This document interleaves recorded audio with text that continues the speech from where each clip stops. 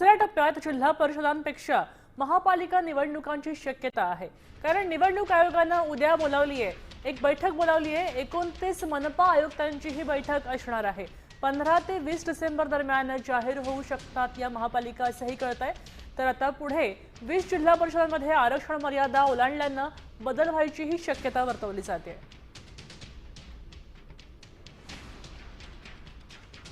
आपण पाहतोय की दुसऱ्या टप्प्यात झेडपीऐवजी महापालिकांच्या निवडणुका होऊ शकतात। कारण नागपूर आणि चंद्रपूर या दोनच महापालिकांमध्ये खरं तर फेरफाराची गरज आहे। कारण दोघांचंच आरक्षण मर्यादा 50च्या वर जाते, तेव्हा महापालिकांच्या निवडणुका आधी घेणं शक्य होऊ शकतं अशा प्रकारचा अंदाज वर्तवला जातोय। आणि म्हणूनच दुसऱ्या टप्प्यामध्ये जिल्हा परिषद ऐवजी महापालिकांच्या निवडणुका होऊ शकतात।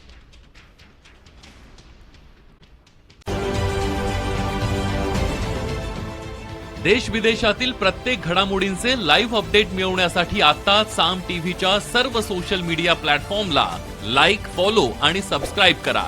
तसंच सर्व नोटिफिकेशनसाठी बेल आयकॉन प्रेस करायला विसरू नका।